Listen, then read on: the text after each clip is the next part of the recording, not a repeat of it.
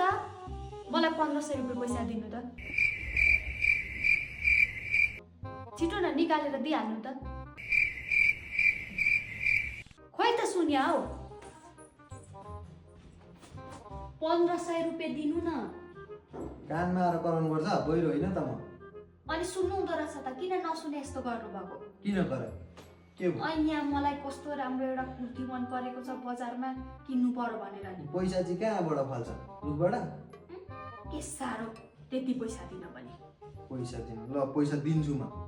पैसा दिन्छु तर मेरो क्वेसनको उत्तर दिनुपर्छ 4वटा क्वेसन सोध्छु अनि मात्रै दिनु ए लोक सेवा पास गरेको मान्छे हो क्वेसन लु सोध्नु क्वेसन म जे सोधे पनि एन्सर दिन्छु साँच्चै हो त लु ल त्यसो भने नि एउटा क्वेसन के छ त भन्दाखेरि जस्तै कुनै एउटा हात्ती छ त्यो हात्तीले कुनै एउटा फ्रिजमा हाल्नु पर्यो भने कसरी हाल्छ यस्तो हावा क्वेसन फ्रिजमा हात्ती अटाउँदै अटाउँदैन नि कस्तो हावा क्वेसन हुन्छ फ्रिजको ढोका खोल्ने हात्ती हाल्ने के पो रहेछ यो त हो त क्वेसन अब त्यहाँदेखि अर्को सोध्छु भएन तिमीले जानेन तिमीले नजानेर लोकसेवा पढेको काम छ अब तिम्रो के छ भन्दाखेरि लु भन नि त लु गदालाई चाहिँ कसरी हाल्ने त फ्रिजभित्र अघिको जस्तै गरेर ढोका खोल्ने हाल्ने फ्रिजभित्र हात्ती छैन हात्ती निकाल्नु पर्दैन पहिले हात्ती निकाल्यो अनि मात्रै गदालाई हाल्ने के हावा लोजिक हौ कस्तो हालोजी ल नि त अर्को के सोधौँ त भन्दाखेरि जस्तै घना जङ्गलमा स्यालको बिहे भयो एकदम बाजा बजाएर पानी परेको छ घाम पानी स्यालको बिहे भएको छ स्यालले सबै जनावरलाई बोलायो एक कसैलाई छुटाएन सबै आए पनि तर एउटा जनावर आएन कुन बाघ आएन होला नि बाघ आयो भने त सबैलाई खाइहाल्छ नि त अनि खान्छ बाघले गदा आएन नि अघि त्यत्रो फ्रिजमा हालेको होइन गदा कसरी आउँछ जाने ल अर्को त ल लास्ट चान्स यो मिलायो भने पैसा पायो होइन भने पैसा पाएन सोध्नु ल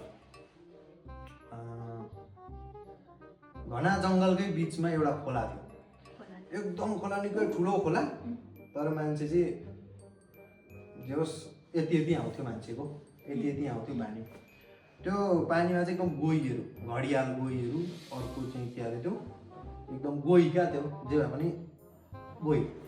गोही चाहिँ हुने चाहिँ खोला हो त्यो त्यहाँ चाहिँ अब कुनै एउटा मान्छे वारीदेखि पानी जानु छ सम्झायो दिमाग लाउने यो एकदम ट्रिकी क्वेसन हो एउटा मान्छे पानी जानु छ